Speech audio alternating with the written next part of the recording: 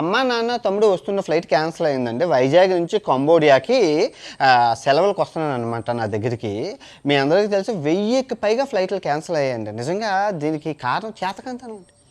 1, 2 అంటే అర్థం ఉంది. 1000 ఫ్లైట్లు ఎన్ని వేల మంది సఫర్ అవుతున్నారు, ఎన్ని వేల మంది ఇబ్బందులు అవుతున్నారండి. అంత సిగ్గుచేటు ఇంకా అలా క్యాన్సిల్ అవుతూనే ఉంటాయి. దేనికి తెలుసా అండి? చేతకంతనం అండి. చూడండి, ఇప్పుడు ఫ్లైట్లలో నడపాలి. ఫ్లైట్లని ఎర్రబస్సుల్లో నడిపితే ఎలా అవుతుందండి? నాకు చెల్లి కలుగుతాను. ఏమైనా అగ్నిపర్వతాలు బద్దలయ్యాయా? ఏమైనా యుద్ధం అయిందా? ఏమైనా పెట్రోలు ఏమైనా ప్రాబ్లం వచ్చిందా? ఏమొచ్చింది? చేతకానితనంతో ఆపేశారు. ఫ్లైట్లు ఉన్నాయి, పైలట్లు ఉన్నారు, ప్రజలు ఉన్నారు, అన్నీ ఉన్నాయి. అన్నీ ఉండి ఐదో తనం లేని చేతకానితనం, బద్ధకం అని మెయిన్ బద్ధకం. దోపిడీ రాజ్యం, దొంగ ప్రభుత్వం. వీళ్ళు ఉన్నంత వరకు శ్రమ దోపిడీ తనం భారతదేశంలో ఉంటుందండి. 10 గంటలకు తెల్లారి ఇప్పుడు ఒక జీన్స్లో ఒక పాట ఉంటుందండి. వారం 5 నెలలు శ్రమకే జీవితం, వారం 2 నెలలు ప్రకృతికి అంకితం.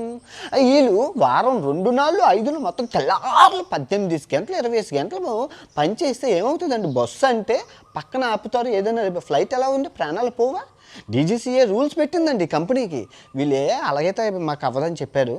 అలా కంటిన్యూ చేసి ఇప్పుడు ఫ్లైట్ క్యాన్సిల్ అయిపోతే ఇంట్లో ఉంటాడు ఆడు. ఎయిర్పోర్ట్ నుంచి ఎయిర్పోర్ట్కి పిలిచి మరి రోజుల తరబడి ఇబ్బందులు పెడుతున్నారు అందరికీ.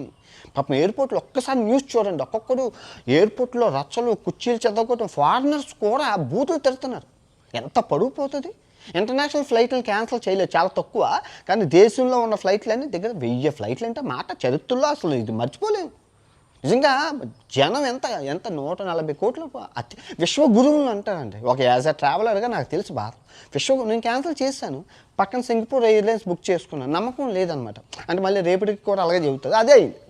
అందుకే ఇంకా సింగపూర్ ఎయిర్లైన్స్ ఒక 40,000 బొక్క పడ్డది. మరి ఏం చేస్తాం, తప్పదు. 3 రోజులు ఒబ్బట్లు అన్ని పాపం చేసి తెచ్చింది. ఆ ఒబ్బట్లు పెంటకొప్పలు వేసేయడమే. మరి పోతే ఒబ్బట్లు మామూలుగా చెప్తున్నాను.